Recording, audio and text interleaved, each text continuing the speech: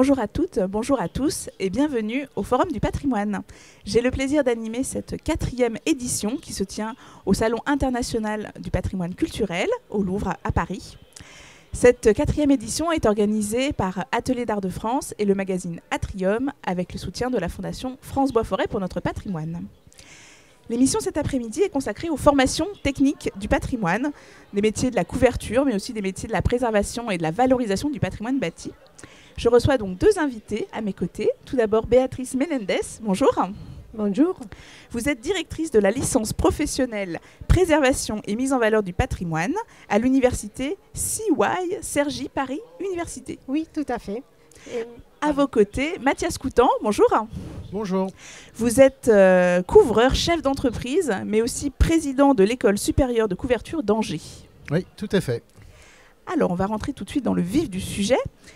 Quelles sont les compétences techniques enseignées dans chacune de vos formations? Peut-être on peut commencer par vous, Béatrice. Oui. Donc nous sommes une licence professionnelle, donc nous avons 2 centres de formation. Traditionnellement, on avait une seule année, la 3e année, après les bacs. Et actuellement, on a une 2e et une 3e année. Donc dans la 2e année, ils sont un peu des formations techniques sur la maçonnerie, la couverture, la charpente. Donc ils font des ateliers chez généralement les compagnons de France, du Tour de France. Et aussi, ils font des chantiers, par exemple cette année, ils vont participer à la restauration des murs dans un village du Vexin français avec les partenariats du parc naturel régional du Vexin français.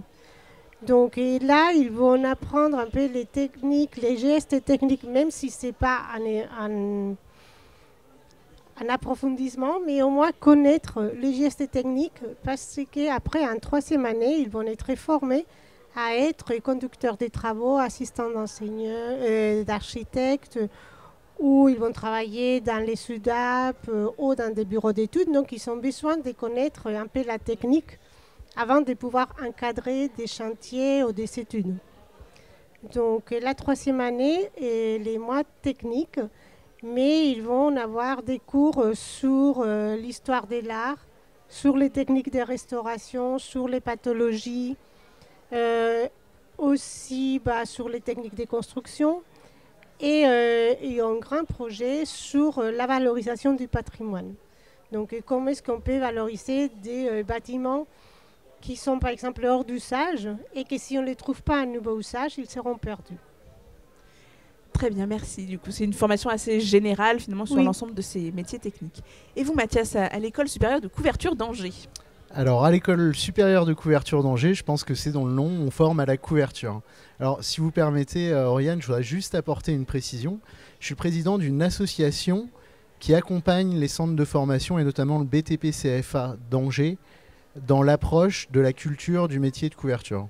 En fait, à l'origine, l'École supérieure de couverture d'Angers est née d'une envie, d'une vocation des ardoisières d'Angers, en fait, le syndicat des ardoisières d'Angers, qui, suite à des recherches scientifiques qui ont été menées par un couvreur malouin qui s'appelait Arsène Brandy dans les années 1828, on a décidé de finalement noter, appliquer les connaissances, consigner les connaissances dans des écrits pour passer d'une transmission orale aussi à une transmission documentée.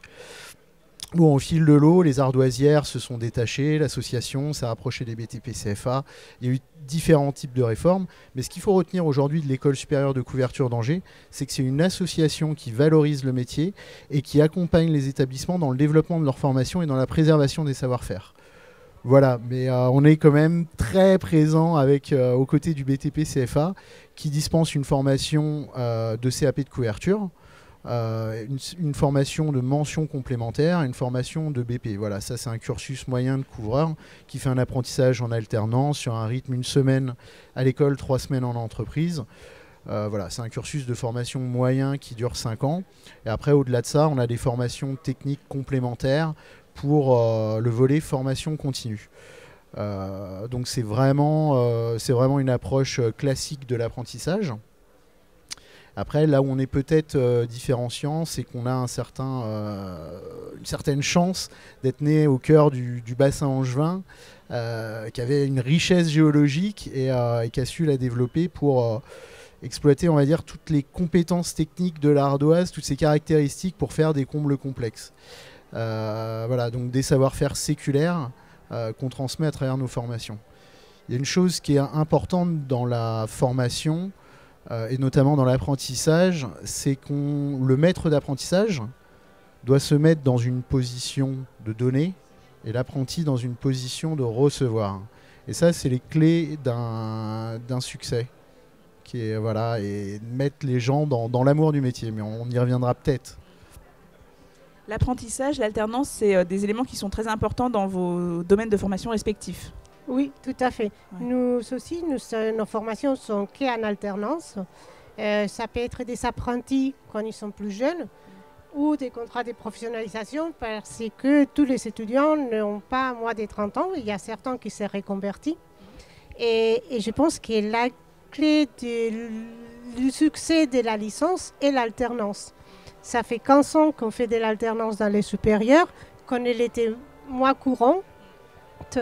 Et tout à fait, il faut remercier les maîtres d'apprentissage qui sont cette envie de transmettre parce que sans eux, les étudiants, ça fait un investissement en temps pour eux. C'est sûr qu'un apprenti, à la fin de l'année, il va pouvoir apporter des choses, mais il y a beaucoup de la part du maître d'apprentissage dans la transmission des connaissances et des connaissances qui sont techniques, mais aussi, comme on discutait avant, savoir-être, savoir se comporter, savoir être ponctuel, bien se présenter.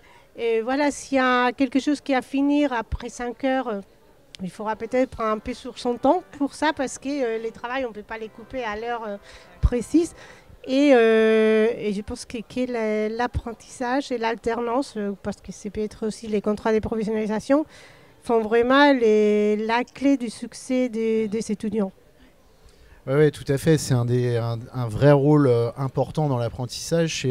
C'est cet accompagnement du jeune, donc à travers le geste, le regard, la posture, le sens aussi qu'on donne à son métier. C'est quelque chose qui est très contemporain aujourd'hui. On veut redonner du sens aux choses.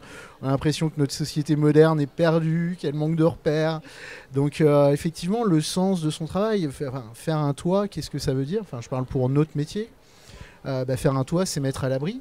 Ça, c'est sûr, mais c'est aussi faire une couverture qui se voit du domaine public, qui est constitutive du patrimoine, qui est constitutive de la richesse architecturale de notre pays. Donc, c'est pas rien. Et faire un métier, c'est aussi se mettre au service des gens. Et ça, je crois que c'est important. Et prendre du plaisir à œuvrer pour les autres, je crois que c'est très important. Donc, toute cette position, tout ce savoir, tout ce regard, toute cette transmission, en effet, elle repose beaucoup sur le maître de l'apprentissage et sur nos formateurs dans les écoles. Puisque c'est eux aussi qui, pour les apprentis, qui découvrent le monde professionnel, qui découvrent un petit peu la vraie vie, je crois qu'on peut le dire comme ça, vont s'opposer à un nouveau regard que celui qu'ils connaissent dans le foyer familial. Et le centre de formation, c'est aussi un endroit où on va se poser la question, est-ce que finalement, comment ça se passe chez les autres ? Et le point de repère, c'est le formateur. Donc ça, c'est quelque chose de très important pour déjà commencer à rentrer dans le milieu professionnel, commencer à rentrer dans un métier. Et après, il y a tout le volet technique, où là, on est vraiment dans le geste. Et le geste, il est d'abord guidé quand même par la pensée, l'esprit et le regard. Le geste, finalement, c'est qu'une terminaison, c'est que la finalité de la chose. Et effectivement, pour ça, on a la chance à Angers d'avoir 5 formateurs d'exception. Ne mâchons pas nos mots, on peut le dire. Qui savent encourager les jeunes là-dedans, qui savent les orienter, positionner leur regard, qui savent leur apprendre à être patient, qui savent leur apprendre la répétition d'un geste, qui savent leur apprendre la vertu d'un métier, comment se comporter en entreprise. C'est vrai que les premières années pour un couvreur, elles ne sont pas forcément évidentes, puisqu'on est confronté à notre premier été, on est confronté à notre premier hiver, on est confronté à nos premières pluies, Bon, et après, c'est là qu'il faut savoir si c'est ça qui est important. Est-ce que le climat, ça devient une condition, une mauvaise condition, ou est-ce que finalement, c'est l'environnement normal du couvreur? Vous savez, je dis souvent, quand on nous dit, oui, vous avez un métier difficile, vous travaillez dehors, nous, on n'a pas un métier difficile, on aime travailler dehors. Ce qui est difficile pour nous, c'est d'être assis. Ça, c'est difficile. Demandez à un marin si c'est compliqué d'être en mer. Voilà. Donc je pense que toute cette première phase de la rentrée dans le métier, dans l'apprentissage est hyper importante. Ouais. Je partage complètement votre point de vue. Oui, je voulais faire une précision, c'est que nous, c'est un peu différent parce qu'on forme des jeunes un peu moins jeunes que eux. Et donc nous, notre licence est basée beaucoup sur des professionnels. Donc nous, on a quelques enseignants universitaires qui font plutôt des mises à niveau, de l'accompagnement. Mais on a beaucoup de professionnels qui viennent donner les cours et transmettre leur métier.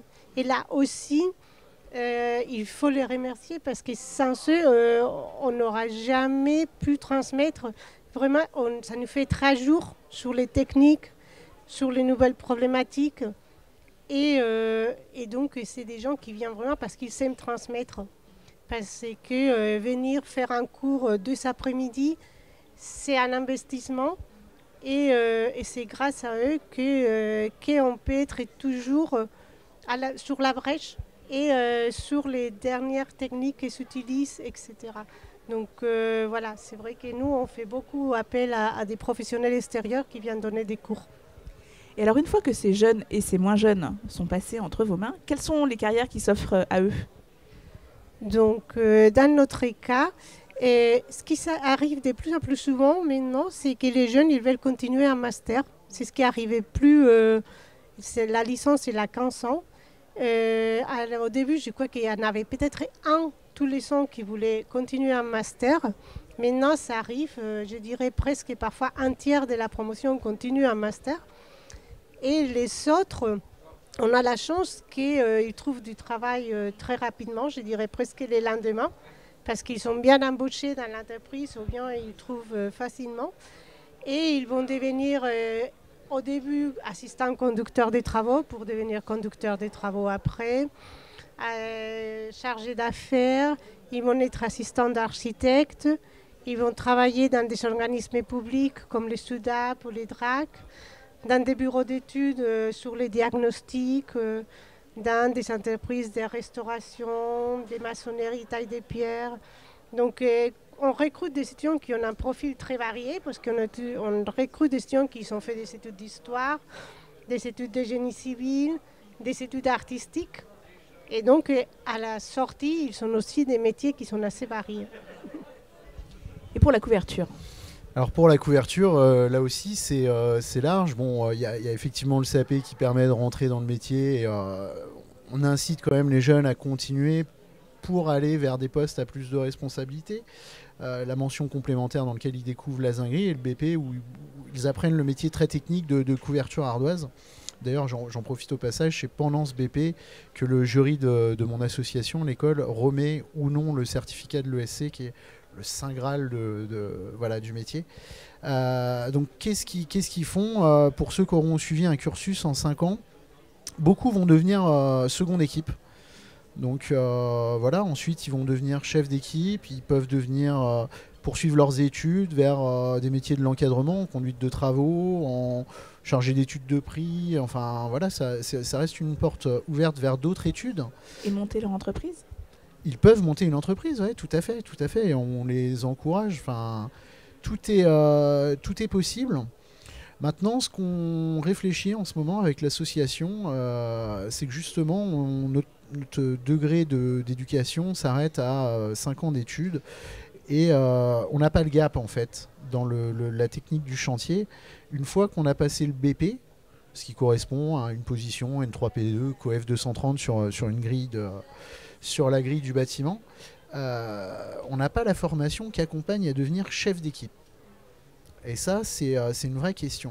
C'est-à-dire que même moi, quand j'ai 38 ans, donc j'ai commencé à bosser il y a une vingtaine d'années, celui qui devenait chef d'équipe, c'était le bon technicien et un petit peu celui qui gueulait le plus fort.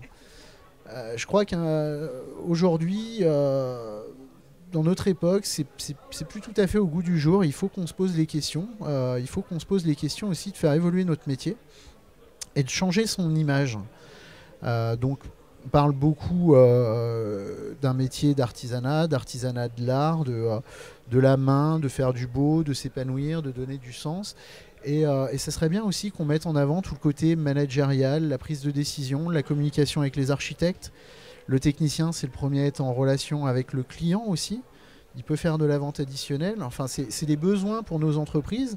Et je pense qu'il faut qu'on accompagne les jeunes de nos métiers à aller chercher ces compétences. Parce qu'on voit, alors on dit beaucoup que les couvreurs sont des taiseux. On est des gens qui s'expriment peu, pas très à l'aise avec la communication. Et que c'est sûrement pour ça qu'on se réfugie tout là-haut sur les toits.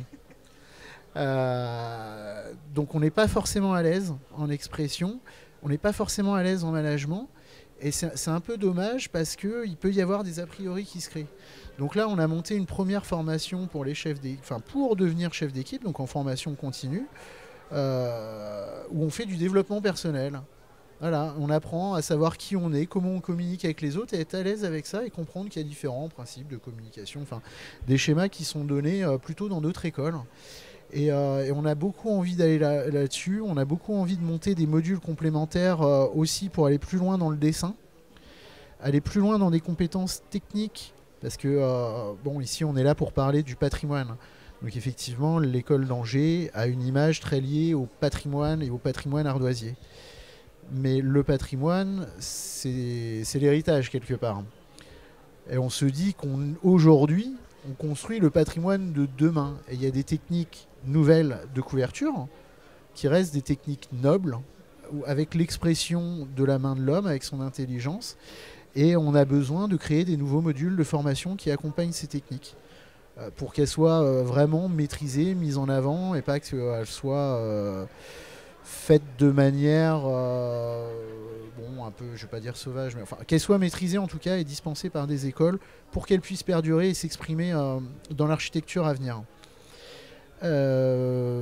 Voilà un petit peu, donc on développe ces formations complémentaires qui pourraient être là-dessus, sur développement personnel, du langage d'architecture aussi, et beaucoup un besoin d'apprendre à gérer la coordination des travaux. Puisque quand on travaille sur un chantier, on est rarement seul. On a souvent d'autres corps d'État. Et ce qui fait la réussite d'un chantier, ce qui fait la réussite d'un projet, c'est justement cette interaction, cette dynamique entre les différents corps d'État. Enfin, pour nous, en couverture, ça aide beaucoup avec le maçon et le charpentier. On a besoin de s'organiser, on a besoin de comprendre, on a besoin d'ordonnancer nos travaux, on a besoin de s'expliquer ce qu'on attend comme support de l'autre. Et ça, pour nous, c'est le rôle des chefs d'équipe. Alors peut-être qu'il y a une délégation intermédiaire entre un schéma où on a fait beaucoup de personnel encadrant, de bureaux et de chantiers. Il y a peut-être un modèle intermédiaire en faisant grandir les chefs d'équipe. Voilà, ça c'est la vision qu'on est en train de gentiment développer. Et après, voilà, couvreur étant un métier de hauteur, on est ouvert à n'importe quel métier, puisque on sait aussi que les gens vont être amenés à changer de plus en plus souvent et rapidement de métier. Voilà. C'est vraiment des métiers tournés vers l'avenir. Oui, ouais. Tout à fait. Je veux dire, je pense qu'il y a beaucoup d'avenir parce que c'est les patrimoines, mais c'est aussi les savoir-faire qui est considéré comme un patrimoine. Et donc nous, notre intérêt, c'est qu'il y a aussi de plus en plus de jeunes qui se tournent vers ces métiers. Et je pense qu'il y a beaucoup de métiers qui ont du mal à recruter, pas simplement dans l'encadrement, mais surtout... Et c'est vrai qu'au GMH, au Groupement de l'entreprise des monuments historiques, c'est une des problématiques, c'est de pouvoir continuer avec ces métiers, avec des jeunes qui s'intéressent sur des métiers qui les permettent quand même de voir des endroits magnifiques, d'avoir plein les yeux et travailler dans des cadres où tout le monde n'a pas le droit de travailler. Oui, c'est sûr que le cadre déjà est plutôt vendeur. Tout à fait. Oui, je suis entièrement d'accord, hein, je partage votre point de vue. Nous, c'est d'ailleurs une des missions de l'école, c'est communiquer sur le métier. Voilà, On a longtemps véhiculé l'image d'un bâtiment bourru, des gens sales qui travaillaient dehors, presque l'image d'un chien abandonné, sous la pluie, sur l'aire d'autoroute. Et peut-être que les professionnels qu'on est, on ne s'est pas assez mobilisés pour montrer à quel point nos métiers étaient beaux, à quel point ils étaient nobles, à quel point ils demandaient de l'intelligence, à quel point on pouvait s'épanouir là-dedans. Et je crois que ça, c'est important. C'est important et aussi que les écoles se partagent, se réunissent, qu'il y ait une vraie mobilisation sur le territoire national pour faire valoir ces métiers qui sont plein d'espoir, des beaux messages d'avenir et on a besoin de couvreurs. Moi, on le dit souvent, alors c'est un petit peu galvaudé ou un petit peu, mais on dit qu'il y a 2 départs ou 2 personnes qui quittent le métier pour une entrée en apprentissage. Donc, quand on dit ça, on a tout dit. Aujourd'hui, on est donc le 2 novembre, on vient d'essuyer des tempêtes. On a un vrai problème, on a un vrai manque de couvreurs sur le territoire. Nous, on a un carnet de commandes fabuleux, quasiment sur 2 ans.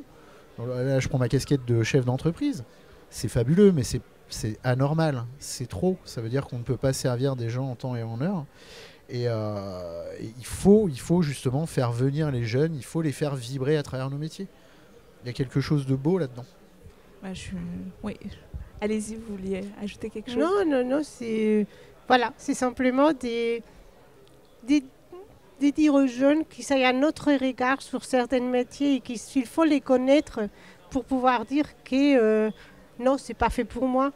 Mais souvent, on a une tendance à dire non, les métiers manuels, c'est pour ceux qui réussissent pas. Et c'est pas le cas. Parce que moi, c'est une licence professionnelle, mais je vois beaucoup des écoles, des ingénieurs qui vont refaire un CAP tailleur des pierres parce qu'ils se sont rendus compte que finalement, c'est ce qui les plaisait. Et c'est là où ils ont trouvé son bonheur et c'est là où ils vont pouvoir exprimer toute la technique qu'ils connaissaient. Souvent, on imagine seulement la main, mais en fait, il y a beaucoup d'intelligence derrière le geste, en fait. Et j'espère que... Oui, c'est ce que j'exprimais tout à l'heure. Finalement, le geste, c'est la finalité. C'est d'abord énormément d'esprit, d'intelligence. Quand on maîtrise un métier d'artisanat, on a une expression. C'est-à-dire quand on maîtrise vraiment, quand ça y est, on a fini la phase d'apprentissage, on rentre dans une phase expressive. C'est extraordinaire parce que là, en plus de l'apprentissage, du geste, on laisse parler sa créativité. C'est quand même extraordinaire. Et effectivement, je partage votre regard. L'éducation nationale me pardonne, mais je trouve qu'elle dénigre toujours trop nos métiers pour faire beaucoup de carrefours de l'emploi, de la formation, des choses comme ça. Quand les écoles passent devant nos stands d'entreprises du bâtiment, on le demande aux jeunes d'accélérer le pas. On considère toujours ça comme une voie de garage et non une voie d'excellence. Donc je suis un petit peu attristé par ce manque de culture et un peu déçu, mais c'est là aussi qu'il y a une certaine forme de colère et de rébellion qui naît. C'est quand on n'est pas indifférent à ça et on se dit mince, faut qu'on fasse quelque chose, faut qu'on se mobilise, faut qu'on prenne notre bâton de pèlerin et faut qu'on aille faire valoir nos métiers. Là, je viens d'apercevoir les filles de l'or dans les mains, je ne sais pas si vous les connaissez, qui est une association qui met en avant justement tous ces métiers auprès des jeunes et qu'on ouvrait avec nous pour l'école. Et d'ailleurs, je les remercie, c'est incroyable ce qu'elles font pour valoriser nos métiers. Voilà.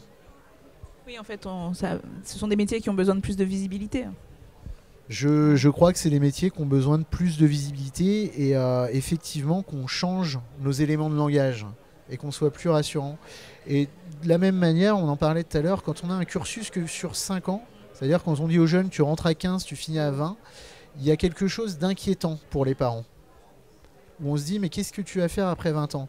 Et là, c'est là que c'est intéressant d'écrire des parcours avec des modules de formation de continu et de montrer qu'il y a effectivement une lisibilité d'un parcours, d'une évolution et que c'est quasiment infini. Ça, c'est intéressant. Eh bien, écoutez, je pense qu'on a fait pas mal le tour du sujet. Je vous remercie vraiment tous les deux pour cette conversation. C'était vraiment très intéressant. Merci à nous de nous avoir invités. On pourra œuvrer pour une meilleure visibilité de ces métiers. C'est gentil. Merci beaucoup de nous avoir accueillis et de participer à notre visibilité. C'est très important. Merci beaucoup. C'est tout à fait. Merci. Je vous invite à nous retrouver soit en direct sur le salon pour venir écouter l'émission ou sur notre plateforme. Toutes les émissions seront sur notre chaîne YouTube. Je vous dis à bientôt pour une nouvelle émission. Au revoir.